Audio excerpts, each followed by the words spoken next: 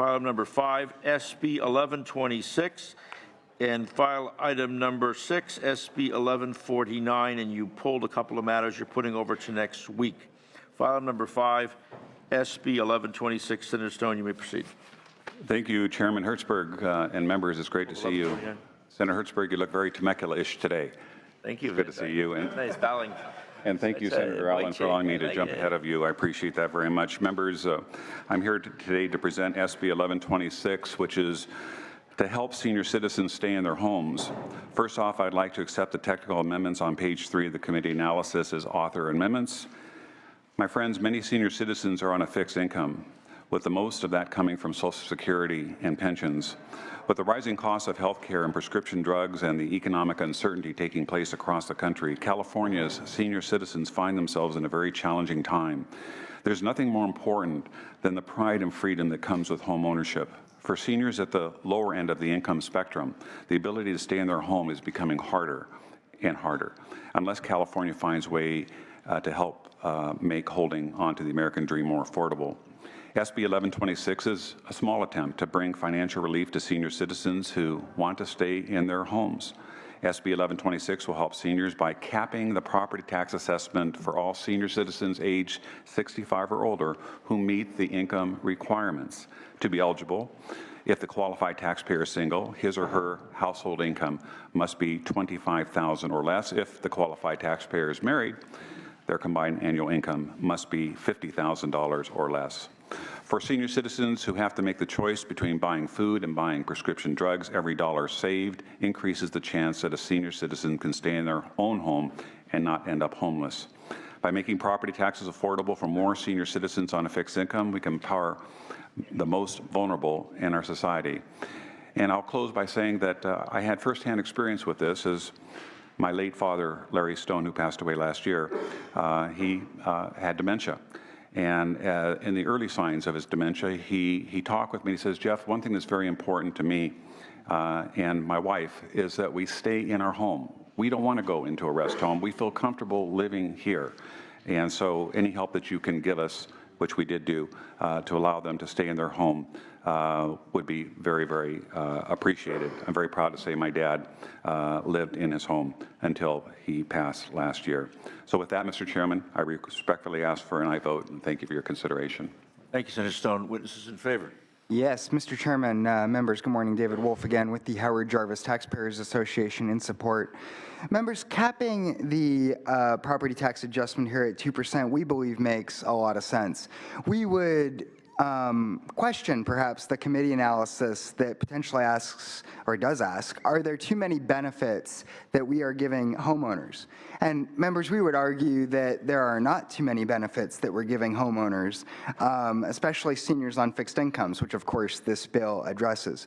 Members, I think it's important to remember what things were like before Proposition 13 passes, when individuals on fixed incomes were basically being kicked out of their homes because even though they had paid off their mortgages, they couldn't afford to pay the property tax. And increasingly, that's a situation that we're finding ourselves in again. Since 2000, voters have approved $200 million of local bonds and parcel taxes, all of which doesn't count against Prop 13's 1% cap. It's increasingly getting very expensive with this debt for homeowners to continue to remain in their property. And I think this very narrowly tailored bill with very reasonable income caps affecting just seniors makes a lot of sense. I'd ask for an aye vote. Any further in support? Opposition? Opposition to this? Questions from the members? Senator Morlock. Thank you, Mr. Chair. Senator Stone, property taxes, aren't those revenues for cities and counties? Yes, it's the #1 revenue source, certainly for counties, and cities, as you know, depend a lot more on sales tax. So will there be an impact to counties? I would say yes, there is, but I believe it would be de minimis when you're talking about just the 2% increase with somebody that's 65 years or older. And it also affects our schools as well in the Yes, via Prop 98, there is a slight de minimis impact. having been a department head, you know, you're going to have someone file forms, right, to qualify. There's going to be some kind of requirements that you're 65 and you have to show your tax return, or? I think that would be probably an assessor form that a senior citizen would have to simply fill out to verify their age and their income. And I think that can be easily accommodated. So now the county has an extra expense now, and then it also has a reduction in revenues. So I'm just trying to think, you know, being in county land, how does I mean, the counties haven't weighed in. Obviously, CSAC's not here, and school districts aren't here. Is there an opportunity to maybe recapture the property tax, say, since we're talking seniors, let's say There's a whole bunch of people that want to do split roll property tax that you can talk to them. when they finalize the estate, they'd say, well, there's a small amount, but you know, then the county would and the schools would be made whole at some point in time. Senator Morlock, I think if we were talking about a significant amount of money, I would opine that there probably should be, but we're talking about a very narrow group of senior citizens. $27 million is $27 project million. on the Yeah. loss of revenue, plus then the administrative costs that Senator Morlock talked about, amortized over how many people. It'd be nice to know, if you could do a little homework as you're moving forward on this measure, to try to get some diagnostic of how many people we're talking about here, right, that fall within that category. I'm sure you can probably do a little homework and figure that out so we can understand how many people this is and what the average savings there is. But I think what it goes to is the underlying emotion that really was the driver for Prop 13 before you were born. It was before you were born, but I was there and saw it happen. And people who are older want to stay in their homes. It scares the heck out of them that their costs are rising, whether it's utility bills or property taxes or whatever. And they're trying to, you know, maintain a minimum way of life. And it really is a deep emotional issue. It affects people in a way that we've seen it happen. So you know, it's not a lot of money, but I recommended support of this measure because I think it's a good idea. Thank you, Mr. Chair. I'd also opine that we're seeing pre-recession values to homes. So counties are now getting, of course, a lot more money in property tax revenue post the Great Recession. So I think that the minor costs of this bill would give a lot of comfort to those senior citizens that want to stay in their homes for the rest of their lives. I respectfully ask your vote. We have a motion? Moved by Senator Bell. Secretary, call the roll. Hertzberg? Aye. Hertzberg, aye. Wynn? Wynn, aye. Bell? Bell, aye. Hernandez? Laura? Morlock? Aye. Morlock, aye. Pavley? 4-0. 4-0, we'll hold it open, Senator. And then do you have, Thank you, Mr. Chair. that it? That's it for today. That's Thank you it for very much. today. Senator Allen, the young Senator Allen. As my daddy used to say, you can always tell a Harvard man, but you can't tell him much. SB 11, oh, is this be, what is it? 1108. This is file item number 4. So I don't have numbers on here.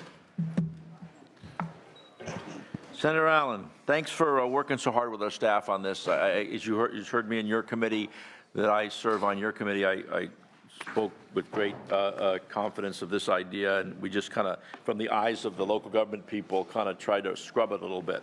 No, absolutely. I appreciate your staff's thoughtful work, and I'm happy to accept all the amendments that have been suggested by your staff. Thank you. And I also want to commend you on your Southwestern tie. Thank you, sir. I appreciate it much. But I think we've made a couple good clarifying points, and we're creating more of a structure to help to put some meat on the bones for this. So I appreciate the work of your staff on this.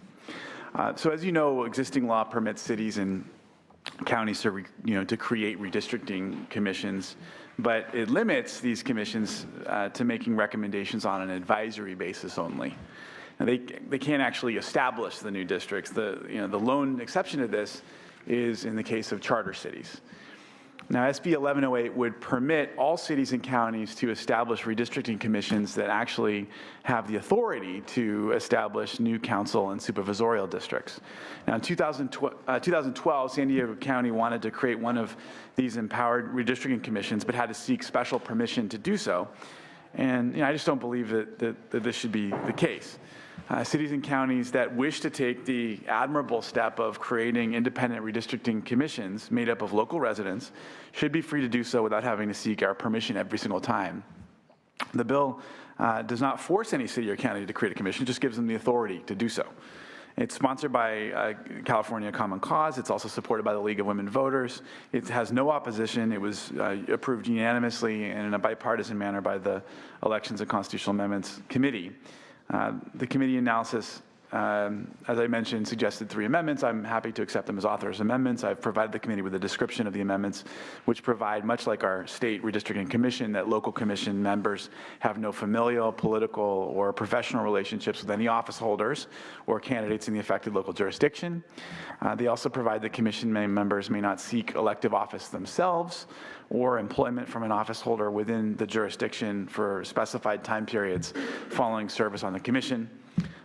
Commission members would have to file statements of economic interest pursuant to the Political Reform Act, and the commissions would also have to comply with all relevant provisions of the Brown Act and Public Records Act. Lastly, per your staff suggestion, the commission may not be comprised entirely of members who register to vote with the same political party. So with that, I respectfully ask for your aye vote and appreciate all your staff's time on this. Thank you so much.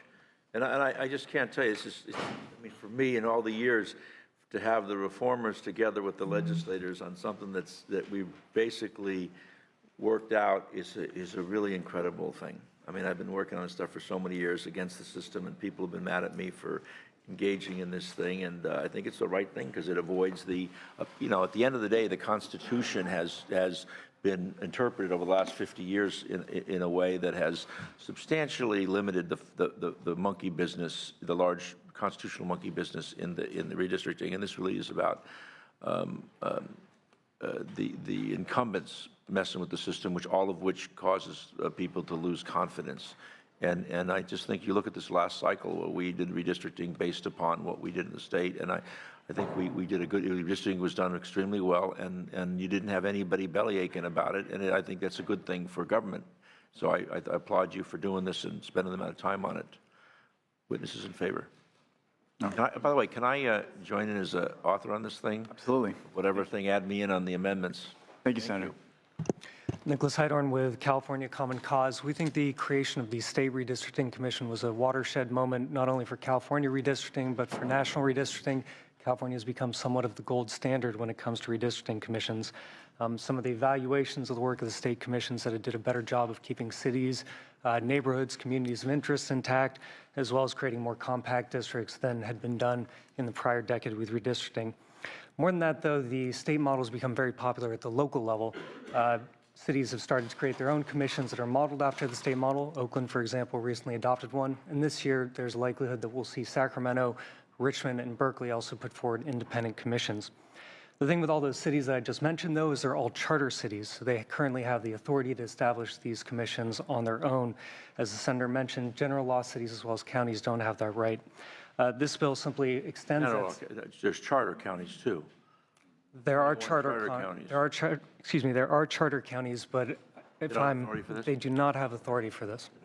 The Constitution vests apportionment for counties with the legislature. So as the senator mentioned, we think this is an excellent move in the right direction of removing a state barrier to allow locals to continue the innovation that the state begun. So we would urge an aye vote. Thank you. Mr. Chairman and members, I'm Trudy Schaefer, representing the League of Women Voters of California, also asking for your aye vote. Along with Common Cause, we were strong supporters of Proposition 11 in 2008, and basically there were 3 elements that led to its great success, and it's being a model to, we hope, to be spread around the country and certainly for local governments within California. It established an independent commission with members that represented the diversity of California. It had strong standards for the drawing of lines, and it had a very open, transparent process. And those 3 ingredients, which are being addressed by your analysis, are the kind of model that we would like to see available to all local governments in the state. And for that reason, the fact that this bill removes that barrier that keeps counties and general law cities from establishing independent commissions with that authority to actually adopt new lines, we believe this is an important step, and we support the bill and ask for your aye vote. Thank you. Thank you so much. Others in support? Opposition? Questions for the author? Senator Pavlik? You don't have a quorum, or do you? Yeah, we've established quorum. We have quorum now. If you'd like a motion, that would be fine. I appreciate you adding the conflict of interest statutes in this, because I thought that was, having gone through redistricting, Yeah. part of the challenge. Yes. And also, I would just say, is there a legal determination of communities of interest? Because it was apparent that there was different ways people interpreted what that. Is it just based on demographics, on racial oversight, or could it be geography? Well, there's a whole set of standards that are written in a series of Supreme Court decisions that talk about compactness, relationships, that set forth the standard. And then, of course, those lines are drawn and the courts make determinations. The last time, of course, when we drew the lines here some 15 years ago, whatever it was, there was only a couple of them that were challenged, and none in, 2 in the Assembly and I think a couple in the Senate. Mostly because of trying to separate communities of interest, generally dividing it up so that they don't have an effective voice. But I would say to you, there's others communities of interest. So my particular district, I'm not running against, but I'm just sharing with you. As far as compactness, it's Magic Mountain to Malibu, the 405 to Camarillo. There is no compactness.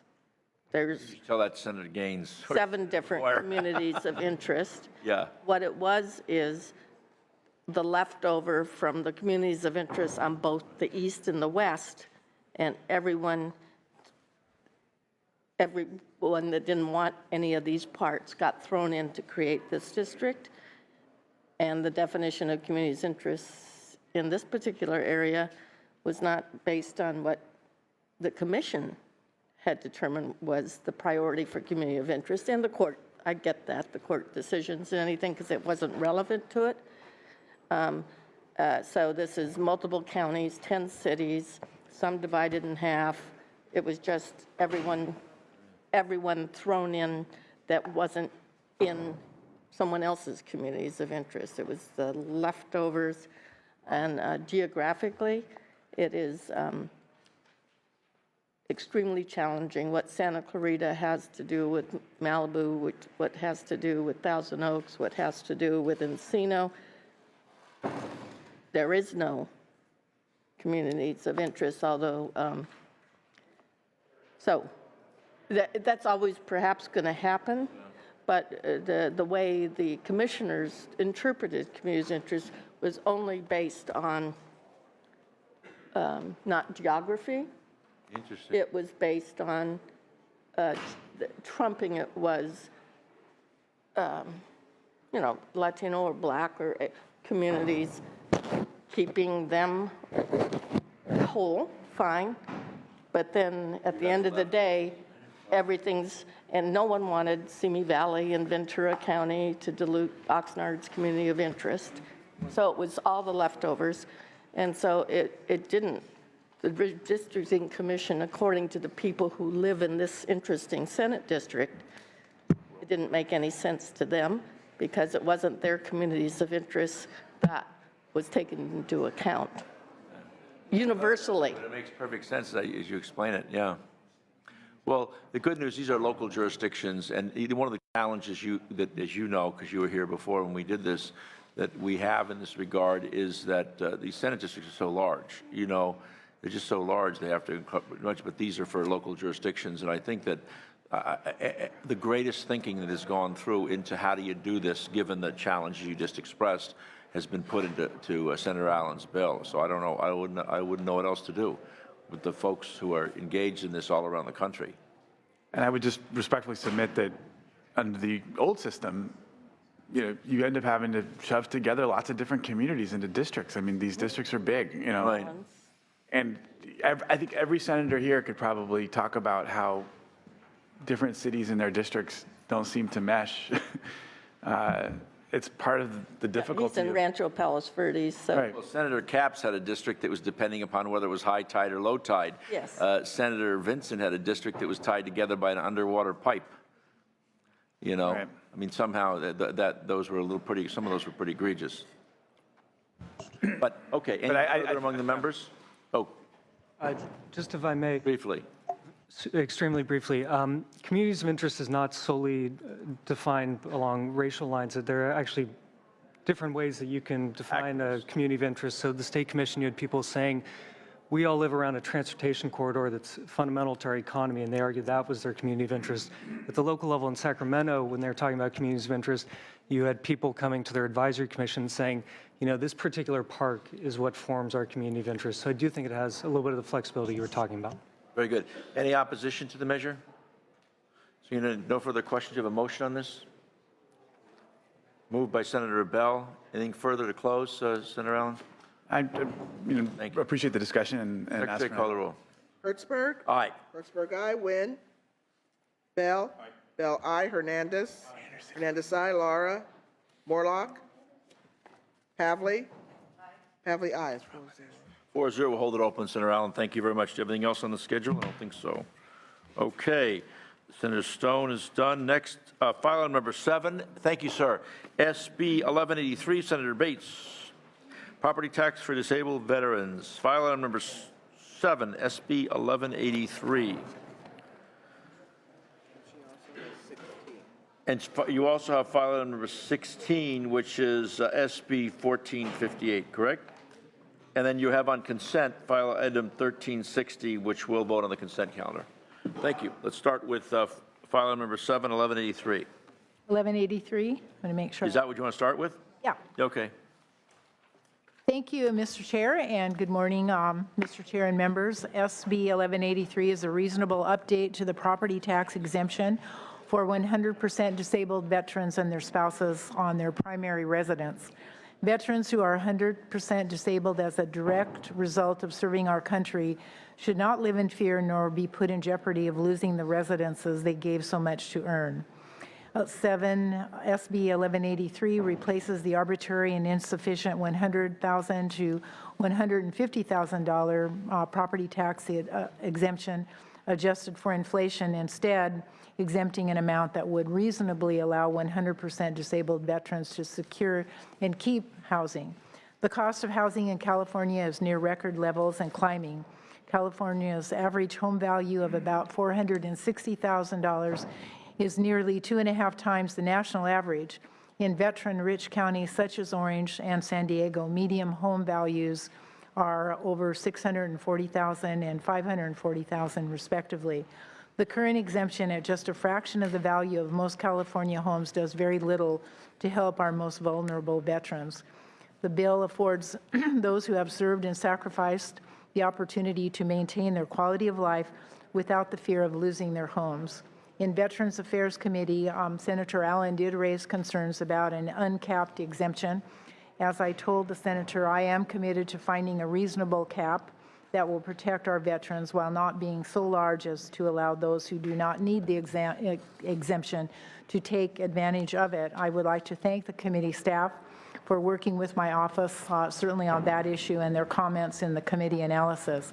In response to comment 2, I will continue to work on addressing the current exemption amount and will be amending the bill to place a reasonable cap on the exemption. And also, I will also be taking all the technical changes as amendments by the committee as appear in comment number 6 in the committee analysis. Given deadlines, I do commit to work on these amendments before the bill is heard in Senate appropriations.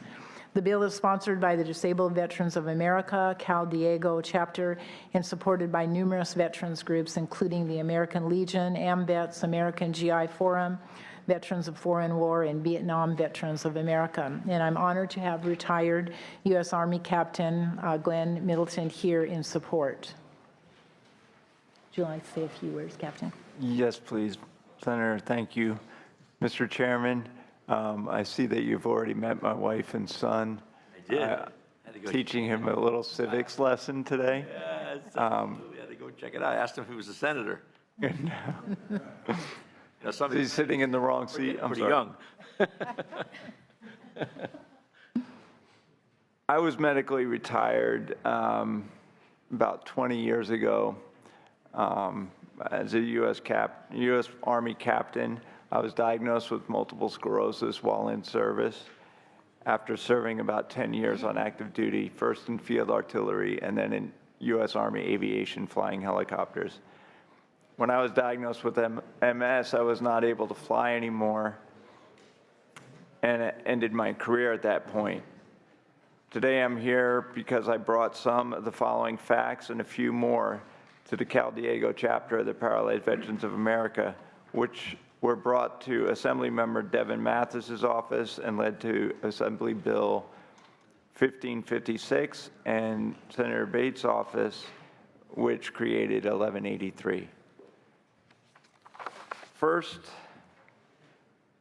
point I'd like to make today are the families of us veterans. If I should pass away, God forbid, but we all do, my wife Rocio would not continue to receive my VA service-connected compensation, but instead would start receiving death and indemnity compensation.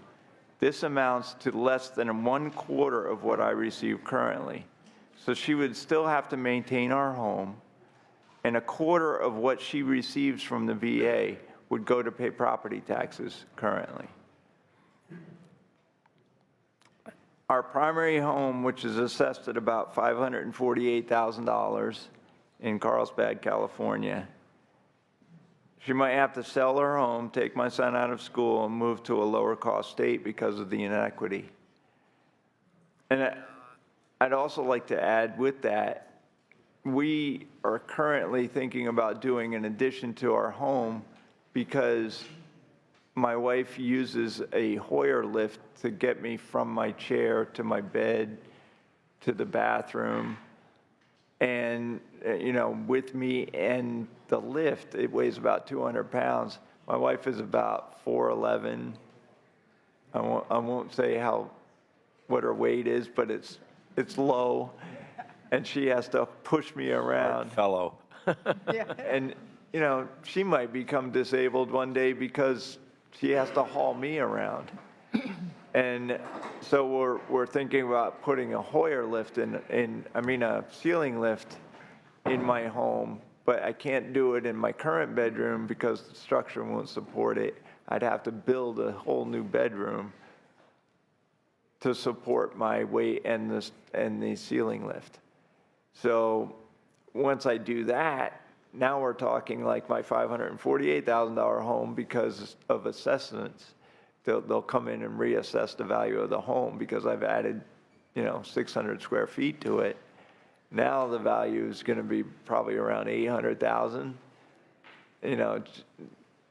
If we pay property taxes, then we're talking about half of her DIC would go to pay property taxes each month if I would pass away after that addition is built. So that's my first point. And I'm sorry I'm taking so long with it. I really need to say these things. There are 10 other states in the U.S. that have exempted 100% property taxes for primary residents of 100% service-connected disabled veterans. These states cover the gamut of the political spectrum: red states, blue states, purple states, and cover a wide range of home values, including Hawaii, New Jersey, Michigan, Texas. Texas doesn't have any income tax. Their whole source of income is property taxes, but they felt strong enough about 100% service-connected disabled veterans that they exempted the full property taxes on all their homes, well, on their primary residence homes. And that's all we're asking for today, too, is just the primary residence, not second, third, fourth homes, which probably none of us could afford anyway. It should not be about politics, and it's a relatively small cost for you to say thank you to our service-connected veterans and their families. And I don't think I mentioned it, but we're talking less than $4 per resident per year. It's Well, not we much. modeled at $65.9 million. Got to be more than that. But it's important. We got it. Any further in support? Thank you, Finance Captain, very much. Any further support? Here we go. Opposition? We got opposition. Samantha Corbin on behalf of the California Tax Reform Association. We're still opposed to the best amended position on this bill, as noted in the analysis. We believe the full property tax exemption for anyone of any income is overly broad, but understand the author is working on addressing that. This is the cap talk issue? Yeah, we're working on that. We're just going to let appropriations handle that, Mr. Chairman. Any questions? Senator Nguyen. Thank you. Senator, is the amount of the median value of California's most expensive county the amount you plan to exempt with this bill, or is this a number still work in progress? We're still working on that. It was a proposed number. Perfect. Thank you. The statute of limitations, the number of questions you can ask in this committee, Senator Morlock. I'm just joking. Senator Morlock. Thank you, Senator Jackson. Very smart. I hope you got that, Madam Chair. Go ahead, sir. Ask away. I'm just giving you a hard time. You ask smart questions.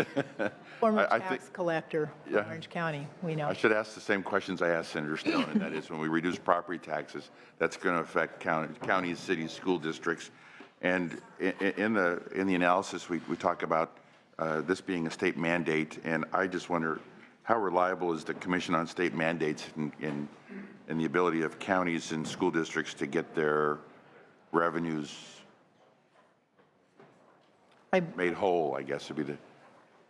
Well, I think as we look at what is reasonable in terms of the cap, and there's also comments about a means test, we'll get a better picture of that. But it is not, there's no reimbursement for the exemption to local government. So as you pointed out, that will fall on their shoulders. Thank you. Thank you, Mr. Chair. Anything further? Do you have a motion on this measure? Moved by, I heard some Senator Bell. Anything further? Want to close? Respectfully ask for an aye vote. Secretary, call the roll. Hertzberg? Aye. Hertzberg, aye. As amended, to probes, yeah. Nguyen, aye. Bell? Bell, aye. Hernandez? Laura? Hernandez, aye. Laura, aye. Morlock? Morlock, aye. Pavley? Pavley, aye. 7-0. 7-0, that measure is out. Let me just briefly, while we have everybody here, call the roll on the consent calendar, which is moved by Senator Morlock, SB 1360 by Senator Bates. Another one of your bills goes out, ma'am. And SB 1422 by Senator Glazer. Do pass. Secretary, call the roll. Hertzberg? Aye. Hertzberg, aye. Nguyen? Nguyen, aye. Bell? Bell, aye. Hernandez? Hernandez, aye. Laura? Laura, aye. Morlock? Morlock, aye. Pavley? Pavley, aye. 7-0, consent calendar passes. Let's go to file item number 16, SB 1458. Senator Bates.